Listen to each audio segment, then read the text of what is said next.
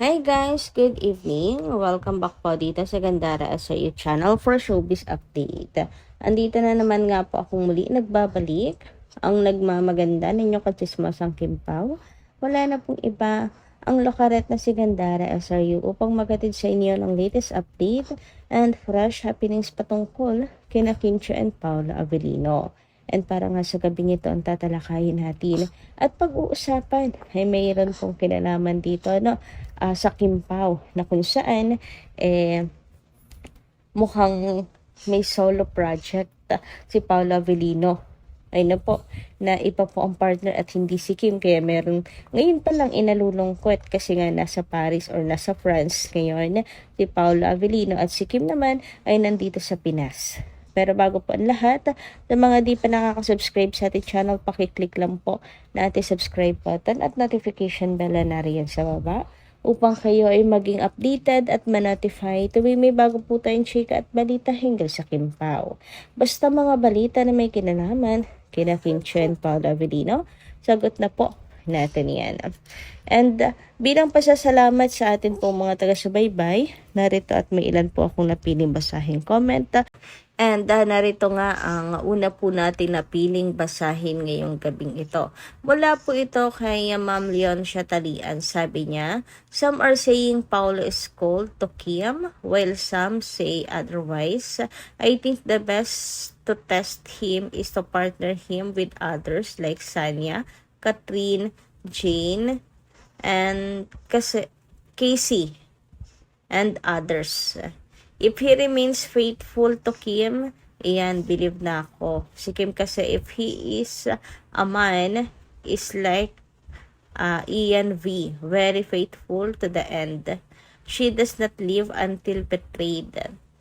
Praying for her, she will find soonest the man who loves and values her very much.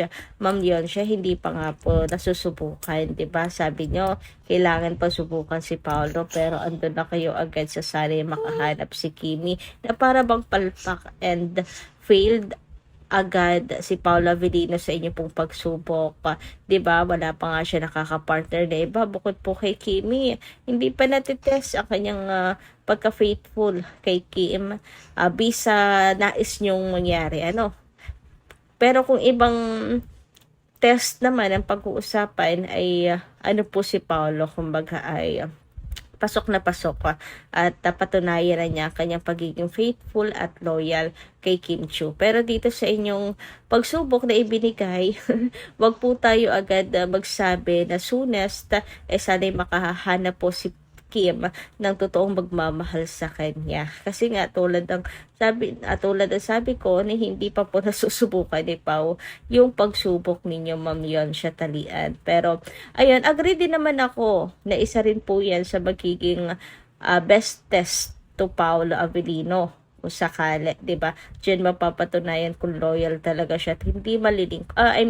Yung paglilink kasi hindi naman may iwasan kasi artista sila. Pero yung kagaten ni Paula Avellino, yung paglilink sa kanila, dyan yun masusubukan.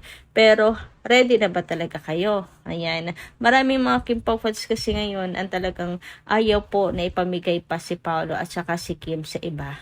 Gusto nila Kimpaw lamang ang magka-partner, di ba?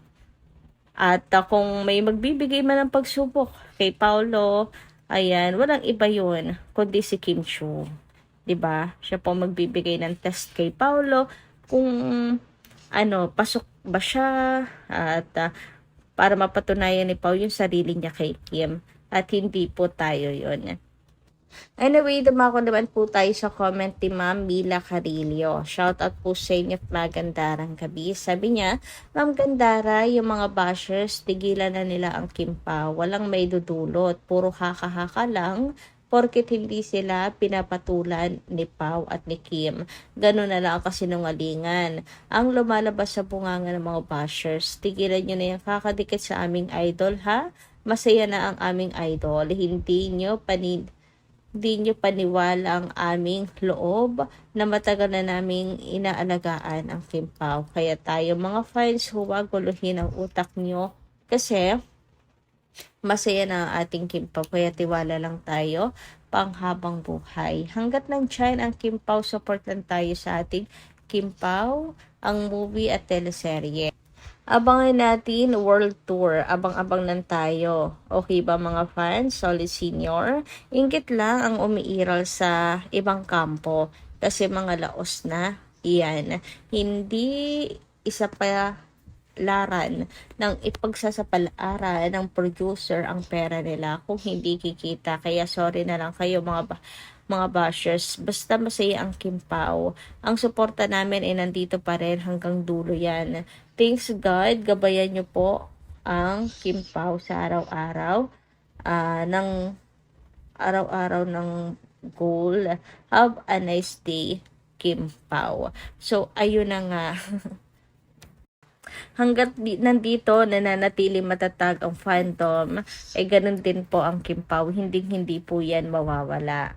Grabe po ang suporta ng mga Kim Pao fans na kahit ano po mangyari, anong gawin man ng mga bashers. Kami po ay natuto ng magbingi-bingihan sa mga kuda po ng mga bashers na yan, lalo na't kung alam po namin na wala naman po katotohanan. 'Di ba? Kaya focus lang po tayo sa mga magagandang bagay kagaya ng Kim Pao's World Tour, kagaya ng The Alibay, and based po kay Sir EJ, Eric Chen Salute, ay mayroon pang malaking pasabog sina Kim and Paolo this March. Yes, this March na. Kaya abangan po natin yan. Anyway, pag-usapan naman nga natin ang naging IG story ni Paula Avellino na talaga naman pong pinag-overthinkan ng mga fans. As in, kanda hula, kanda ano po, search kung nasaan talaga si Paolo at kung latest ba talaga itong post niya na yan. And ayun nga, marami nagsasabi na latest po talaga to at hindi po ito throwback lamang. Hindi sila nanlilin lang. Talagang andon po siya. And palagay ng ng marami ay para po ito sa project or solo project ni Pao dahil meron pa po siyang pending na solo project na gagawin na nakalagay sa kontrata. Sabi nga dito, anong ganap ni Pao sa Paris? Mga post po sa X. Dami nagtatanong talaga, anong ganap? Bakit nandun kasi siya, 'di ba? I think yung rumored movie niya before yan din yung country na sinabi kung saan ang shoot. So, kung meron na po na dati nang napabalita na gagawin ni Pao sa Paris ang location, ay mukhang ito na talaga yon. Ano po, ibig sabihin, trabaho ang pinunta ni Pao doon. And nakakapag-overthink din naman talaga yung caption niya na home for the next month, 'di ba? Ibig sabihin, magi-stay po talaga siya doon. Bakit siya magi-stay? Di naman po siya magi-stay doon nang wala lang. Tama po ba? Ibig sabihin, meron po siyang gagawin doon. Nako, magiging LDR po sila ni Chinita Princess. And matatagalan nga kaya siya dyan. Kasi, syempre, diba, may Kim Pao's World Tour pa. Meron pa po silang mga kumbaga ay, mga gagawin ni Chinita Princess. So, sana hindi naman po siya dyan magtagal. Pero, ayun nga, sabi po dito sa post sa X, I'm excited for this. Good luck, Pao, and enjoy Paris. Di ba sabi niya sa MediaCon, may naaral siyang script? Baka may project siya. Actually, hindi lang po sa MediaCon niya sinabi. Pati po sa live nila ni Chinita Princess, tatanda niya ba nag-live po sila sa Discord? Sinabi yun ni Paolo Avellino na may inaaral po siyang role. At kinongratulate pa nga siya ni Kimi doon. Inanos na yan ni Pao actually na meron po siyang pagkakabalahan, meron siyang project, ganyan. Ang hindi lang malinaw kasi kung kasama niya si Kimberly doon. Inaasahan natin kasi 'di ba? Yan din, ganyan din yung mga announcement before na si Pao daw may project. Hindi nabanggit si Kim pero napag-alaman natin, it turns out na The Alibay pala yung tinutukoy na project which is kasama si Kim doon. Talagang napapaisip po ako mga ka-Kim Pao na kinongratulate siya ni Kim na para bang hindi siya involved doon sa project. So eto na nga kaya yun. Kaya si Paolo Avellino na punta po ng Paris para po sa solo project na yon. So may pending pa daw po na project si Paolo Avellino na nakalagay sa kontrata. So ito nga, Me Too, may project ba sila ni Nadine? Nako, kung si Nadine po, wala namang problema sa akin. For the support pa rin naman po ako bilang Kim Pao fans. As long as wala akong nakikitang maling ginagawa si Paolo Avellino, ay hindi po titigil ang aking pag-support kay Pao. Yun nga lang, asahan po natin na hindi po lahat ng Kim Pao fans ay matatanggap iyon, na magkakaroon po ng project si Paolo Avellino, solo project niya, or may iba po siya na makakapartner. Kasi, ayaw po nila na may ibang partner po ang Kim Pao talaga. Parang hindi pa ready ang lahat. So, meron pong tututol, pero sana ay nananalangin ako na sana ay manaig pa rin po ang pagmamahal natin sa Kim Pao. Tulad ng sabi ko, as long as wala naman po tayo nakikita na ginagawang mali, si Paolo Avellino, ayan, as long as loyal pa rin naman po siya kay Chinita Princess, wala tayong dapat na ikabahala. Diba? So, eto nga po ang post, may nagsabi na, yung tungkol po sa sa kontrata. Maybe a Viva movie ng KP na may pending one film sa contract as per news before. Kasi as per Sir EJ, after few weeks pa, announcement ng next KP project aside world tour. So, ayan. Anong palagay nyo mga kakimpaw?